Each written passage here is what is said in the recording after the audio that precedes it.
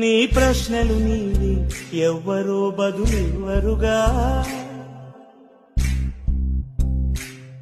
నీ చిక్కులు నీవి ఎవ్వరూ విడిపించరుగా.